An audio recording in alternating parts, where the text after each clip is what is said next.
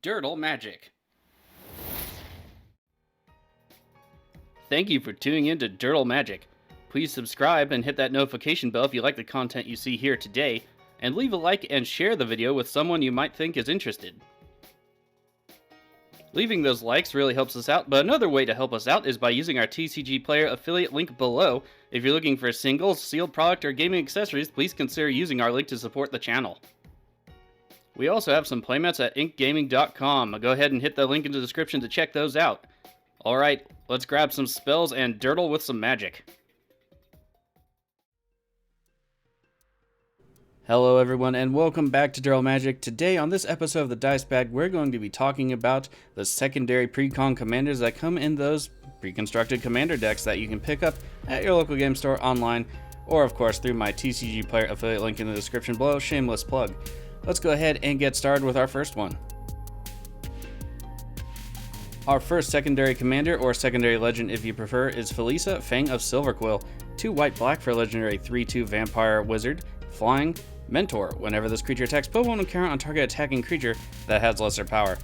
Whenever a non-token creature you control dies, if it had counters on it, create X tapped 2/1 white and black Inkling creature tokens with flying, where X is the number of counters it had on it. So she can mentor the Inklings into being bigger Inklings, or anything else you have that might be low to the ground, and she has evasion built in. Let's go ahead and take a look at some of the cards I would suggest for this deck, and it can be played a few different ways, which I'll get into amongst the cards. First up, we have a more aggressive strategy with 1/1 counters, Drana, Liberator of Malakir, and Herald of Anafenza.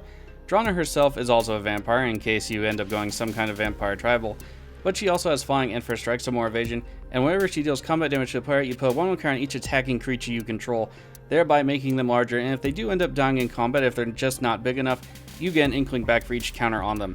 This could probably get out of hand pretty quick, especially if you're going to do something low to the ground. Herald of Anafenza is a 1-drop, just white for a 1/2, and has Outlast. Whenever you Outlast, you tap it, pay the cost, and it gets a 1/1 counter on it. In this case, the cost is 2 and white. Whenever you do pay this cost, however, and activate the Outlast ability, it gets a 1/1 white warrior creature token onto the battlefield, thereby providing more bodies to you. However, do remember the commander says non-token creatures, so this one's just better for a little bit of extra defense, and it gives her a place to put counters if you have nothing else to mentor. However, speaking of Outlast, let's go check out some Outlast lords. Enter Murek Nightblade and Obzon Falconer. They both have Outlast, but what they really are here for are caring about those 1/1 counters. So the first one simply says, each creature you control the 1/1 counter on it has Death Touch, making them very good to trade if they're attacking somebody and somebody needs to block them, or potentially very good on defense. Otherwise, we can give all of our stuff flying with Obzon Falconer, who says each creature with the 1/1 counter on it has flying, thereby making them harder to block. But what other things just care about any kind of counters like our commander? Well, stuff from Ikoria works. Nikara, Lair Scavenger, partner with Yannick. Unfortunately, Yannick is green-white, so he can't be in the deck. This creature in particular, though, has Menace, and whenever another creature you control leaves the battlefield, not just dies, if it had 1 or more counters on it, you draw a card and lose 1 life. Be careful, though, this is not a May trigger. Luminous Broadmoth, however, can bring our guys back. It has flying, and it says, whenever a creature you control dies, return to the battlefield under its owner's control with a flying counter on it. So we can potentially get a lot of our grounders back, and they get flying and evasion to follow up for some more attacks, plus they just come back, and then we have a bunch of Inklings on top of it. Prepare to alpha strike somebody. Some other ways to abuse counters, especially if we need a lot of them or we have a lot of them, is Retribution of the Ancients and Contagion Engine. Retribution of the Ancients says black, remove X 1/1 counters from among creatures you control. Target creature gets -X until end of turn. This could be potentially very good just to get rid of some Mad Orcs, or it's just something indestructible that's really getting in the way of your massive army. Contagion Engine, on the other hand, has, when it comes into play, put a -1/-1 counter on each creature target player control, so it won't hit everything. But then it has 4 tap, proliferate again. So if any of your creatures end up dying, if they already had a counter on them, say a 1/1 counter or a flying counter, then you get 2 more of those counters on them. The flying counters will be redundant, but if that creature dies with Felisa on the battlefield, you get 3 Inklings because of that. So not too shabby. Plus, whatever poor player has all those 1/1 counters on their creatures are just going to get, tripled up upon, and the creatures might not survive too very long. Other than those things, sometimes our creatures just don't do enough dying on their own. It does happen. So for that, we have, the usual sacrifice outlets like Ashnod's Altar, Viserys Seer, but we also have some higher up ones like Krav the Unredeemed and Teysa Orzhov Scion. Krav the Unredeemed is a 4 black legendary 3/3 demon. It partners with Regna. You could have her in the deck if you want to, if you like to gain some life and get some extra tokens. But more importantly, his second ability, Black Sacrifice X creatures, target player draws X cards and you gain X life, put X 1/1 counters on Krav. If he happens to die even to his own ability, it does not say another creature, you can get a lot more Inklings off of that, plus all that life and card draw, why not? Teysa Orzhov Scion says, sacrifice 3 white creatures, exile target creature, the Inklings are white and black, and whenever another black creature you control dies, create a 1/1 white spirit creature token with flying. So they kind of replace themselves, so that's not terrible at all. So you can potentially, with just 3 Inklings, exile 2 other creatures off the battlefield. Not to mention if they have counters, you get more Inklings and things can get out of control pretty quickly. Next up we have Gyome, Master Chef, or as I like to call him, Yummy. 2 black-green for a legendary 5/3 Troll Warlock. Trample. At the beginning of your end step, create a number of food tokens equal to the number of non-token creatures you enter the battlefield under your control this turn. 1. Sacrifice a food. Target creature gains indestructible until end of turn. Tap it. So what I really like about this card, besides the obvious flavor, and besides that it's not a Golgari colored deck that cares about the graveyard, because we've done that a billion times, thank you Strixhaven, is that you can sacrifice the food to save your own creature, possibly play some politics and save somebody else's creature, and tap something to get it out of the way. However, it also isn't so broken because you don't get the food immediately, it's at the end step, and it only counts non-token creatures, so focusing on making creatures in this deck is probably a no-go. Let's take a look at some of the cards I do think would be good in the deck, however. Definitely we're going to need some extra food production and maybe some ways to abuse the food tokens, so Cauldron Familiar comes to mind. Enters the battlefield, each opponent loses 1 life and will gain 1 life, and we can sacrifice a food to bring it back to the battlefield. Surprise Blocker, mixes a food token at end of turn just to repeat the process, and there are some ways you can go infinite with this, but because of Gyome's ability at end of turn, there are some hoops to jump through. Otherwise, we have Giant Skewer. Equipped creature gets 2/1, and whenever it deals combat damage to a creature, create a food token. Thereby, we can put it on a creature we really want to just knock some other creatures around with, sacrifice a food we already got from it the last turn, assuming it didn't have haste and we didn't attack with it. It hits a creature, it survives due to indestructibility of the delicious food, we get another food to replace that effect, and we just keep going with it. Some other food-centric cards include Savvy Hunter and Gluttonous Troll. Savvy Hunter is a 3-drop, 3/3, not too bad on the stats, but whenever it attacks or blocks, you create a food token. Thereby, it gets indestructible. It can attack and block all day. You can also sacrifice 2 foods to draw a card, so it's a potential draw source, and Gluttonous Troll is no slouch either. 3/3 with Trample for 4, so a little bit more expensive, but when it enters the battlefield, create a number of food tokens equal to the number of opponents you have, and then you can pay 1 in green and sacrifice another non-land permanent, which could be good for other things. It gets 2/2 till end of turn. So this is good for just getting stuff back into the graveyard or something, but it initially creates you that food, so it's not too bad. Plus, it can get quite large and wallop somebody if you really need to, but it's really more there for the food production. Getting 3 food for 4 mana, that's a pretty good rate for food tokens. Here we start moving into a little bit of the non-food items. Trail of Crumbs does give us a food when it comes into play, and says whenever you sacrifice a food you may pay 1. If you do, look at the top 2 cards of your library, you may reveal a permanent card from among them and put it into your hand, put the rest on the bottom of your library in a random order. So this does offer us some card selection off the top of our deck, but speaking of that, Aid from the Cowl is a 5 mana drop enchantment. Revolt. At the beginning of your end step, and you'll see this a lot with Gyome, if a permanent you control left the battlefield this turn and tokens are permanents, including the food ones, reveal the top card of your library.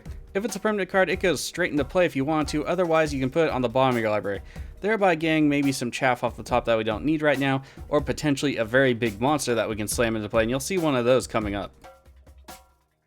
Okay, how about just some other stuff that abuses life and artifacts?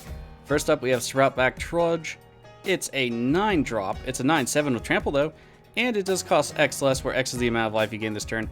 Also at the beginning of your end step, again that end step, if you gained life this turn, you may cast it from your graveyard, so it already has like a way to come back and get you another food token. It kind of pays for itself over time. Inspiring Statuary, however, non-artifact spells you cast have Improvise, and we're not going to use too many artifact creatures in the deck. However, if we can tap our food, then we can just pay for some mana. Yeah, that seems really good. However, just remember that for the food tokens, you do have to tap them to sacrifice them, so be careful with that. There are 2 more cards I want to talk about for Gyome Master Chef. Apex Altosaur comes into play. It's a 10/10 for 9, so, I mean, it's large for the mana cost. When it enters the battlefield, it fights up to 1 target creature you don't control in rage, and whenever it's dealt damage, it fights up to another target creature you don't control. So it can potentially get rid of 1, 2, 3 things. Remember, Death Touch is a thing on fights. However, with the food token, if you make it indestructible first, if you have one lying around, because remember, you don't get the food till the end step otherwise, it can just murder a whole board and you're completely fine, unless they're indestructible, so yeah, that's pretty good. One other card I did want to mention that I think gets overlooked a little bit just because of, well, you'll see at the end of the text here. Witch of the Moors. It's a 5-drop 4/4 with Death Touch, Human Warlock, very Eldrazi-esque looking from Innistrad, if you will. Anyway, at the beginning of your end step, if you gained life this turn, each opponent sacrifices a creature in your turn up to 1 target creature card from your graveyard to your hand. Now, the recursion on it isn't the best. However, it does start clearing out your opponent's board states as long as they're not doing like token swarm, and if you gain life with just a food token, it'll trigger.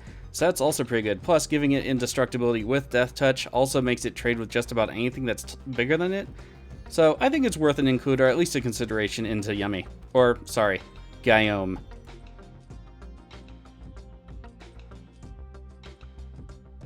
Our next secondary commander comes from Quandrix, is Esix Fractal Bloom, 4 green-blue for a legendary 4/4 Fractal with flying. The first time you create 1 or more tokens during each of your turns, you may instead choose a creature other than Esix Fractal Bloom and create that many tokens that are copies of that creature. So let's unpack this a little bit. Only on your turn, only the first time on your turn, and it can't be Esix, which would be a runaway reaction, of course. So let's go ahead and take a look at some of the cards that I recommend for this deck. Some of the cards we could include in the deck are creatures that make tokens when they die, and therefore we can just have those tokens come into play as copies of other things.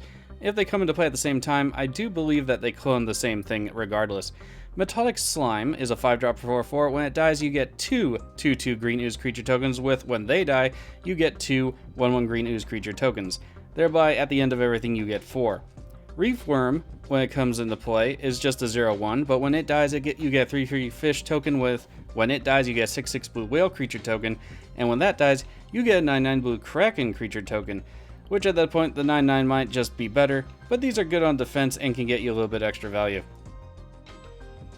Next up, we have some more powerful effects with Second Harvest and Rite of Replication.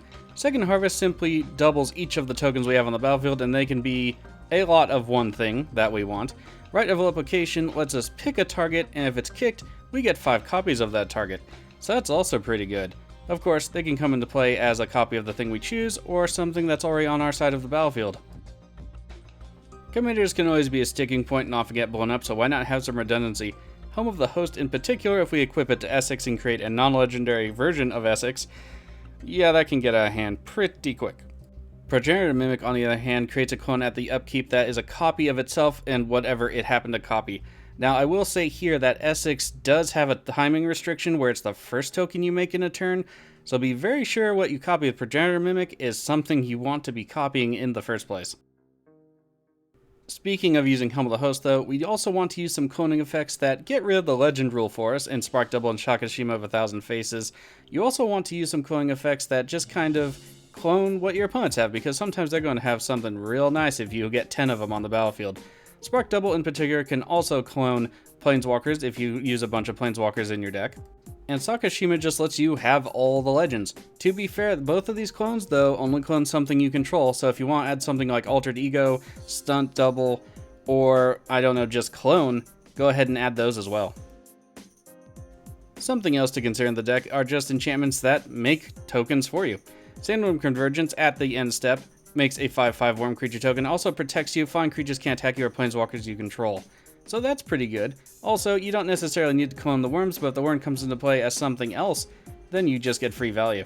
Otherwise, we have Kiora Best the Sea God. When it first comes into play, you immediately get an 8/8 blue Kraken creature token with hexproof. Don't know that you're going to necessarily beat that, but if you can, you will with Esix. Otherwise, it has other utility. Tap all non-land permanents and opponent controls. They don't untap, so they do get icy tapped until their second untap step, so you can just swing in with a bunch of big boys if you want to, or gain control of target permanent and opponent controls, and, I don't know, make some tokens of it, why not? Next up, we have the secondary commander from Prismari, Varan Voice of Duality. 1 blue-red for a legendary 2/2 Efreet Wizard. Magecraft, whenever you cast or copy an instant or sorcery spell, it gets 1/1 till end of turn, and if casting or copying an instant or sorcery spell causes the triggered ability of a permanent you control to trigger, that ability triggers an additional time.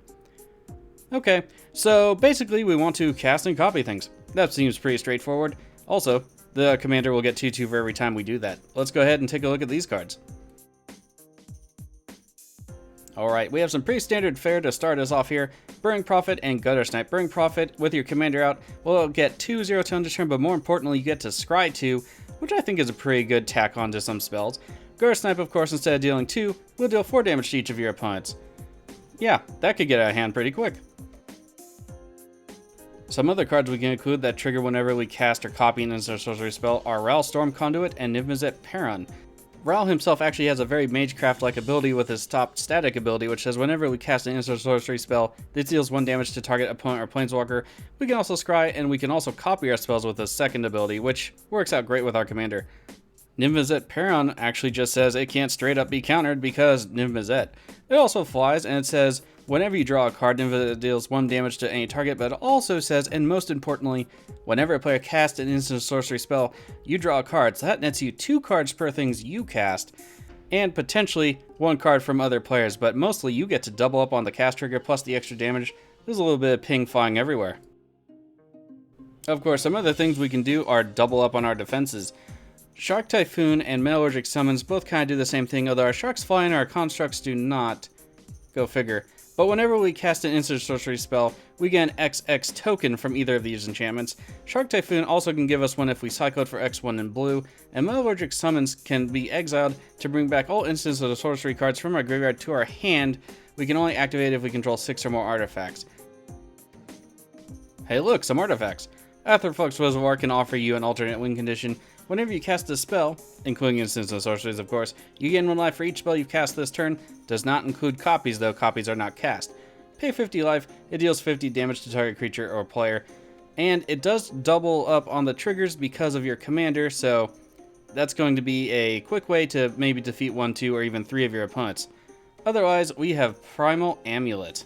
This artifact says, instant sorcery spells you cast cost 1 less to cast, which is always a nice thing, and whenever we cast an instant or sorcery spell, put a charge counter on Primal Amulet, then if there are 4 or more, we may remove them and flip this over. It then becomes a land that when you tap it to add mana, if you use that mana on an instant or sorcery spell, you get to copy it.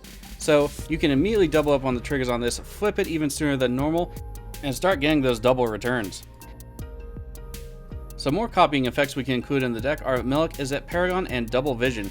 Macleod himself, or itself, or herself, is a weird wizard. Fantastic. Play with the top card of your library revealed. You may cast an instant sorcery spells from the top of your library, and if you do so, copy it. You may choose new targets for the copy, which of course then triggers our commander. Double Vision says whenever you cast your first instant sorcery spell each turn, copy that spell, you may choose new targets for the copy. And of course, we can cast one on each of the other players' turns as well, as long as it's an instant, thereby copying it, thereby getting Magecraft triggers, all that jazz. Last but not least, we have the Lorehold secondary commander, Albo, Ancient Witness. 3 red, white for a legendary 4/5 artifact creature golem. Other artifact creatures you control have haste.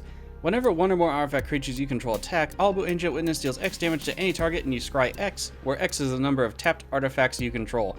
What I really like about this one is, it doesn't have to be Albo getting up and whacking somebody upside the head, so let's go ahead and take a look at some of the cards you might want to include in your deck. Some of the ways we can tap our artifacts, unless they're mana rocks because they'll do that themselves, are Suhilu's Directive and Lodestone Mirror. Suhilu's Directive specifically has Improvise, so after we pay mana for the spell, we can tap artifacts to pay for 1 of the spell's mana cost. And it says, reveal the top X cards of your library.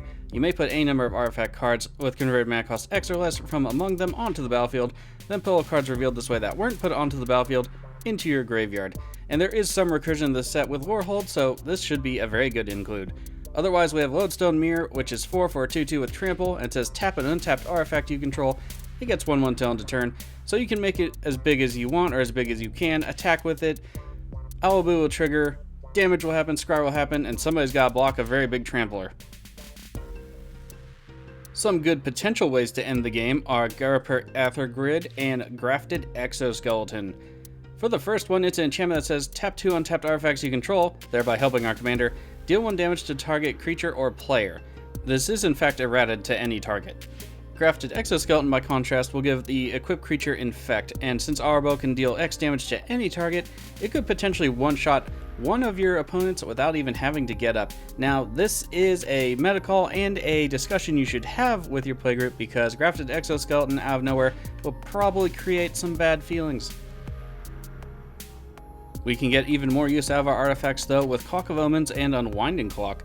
Clock of Omens says tap 2 untapped artifacts we control, again helping our commander with the scry and the burn to untap an artifact, and Unwinding Clock lets us untap all of our artifacts that we control during each other player's untap step. So if we spend all of our mana rocks, tap all our stuff down, pass the turn, Unwinding Clock just resets all of that for us. Now if you want to go more aggressive with our army of robots, servos, thopters, and all kinds of things, we can get that covered too. Dolmen Gate says prevent all combat damage that would be dealt to attacking creatures you control, and Little Shield Clockwork Scholar says the same thing more or less. Prevent all combat damage that would be dealt to attacking artifact creatures you control, so not any normal creatures, they must be artifacts. But it says whenever one or more artifact creatures enter the battlefield under your control, draw a card. This ability only triggers once each turn. Not the best ability ever, but extra card draw on top of everything is always going to be nice, plus it protects your attacking artifact army. Other ways to protect your army, of course, are just to make them larger. With Tempered Steel, artifact creatures you control get 2/2, and we have Reconnaissance. For 0, you can remove target attacking creature you control from combat and untap it. Thereby, it doesn't get whacked in the face.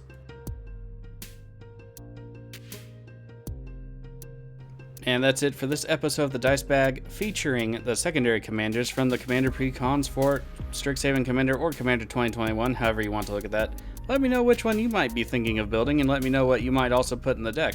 I personally very much like Gyome. I'll probably be building that, but they all seem pretty strong, pretty good, and pretty interesting. In either case, thanks for joining us today on Daryl Magic. I'll see you around. Stay safe out there.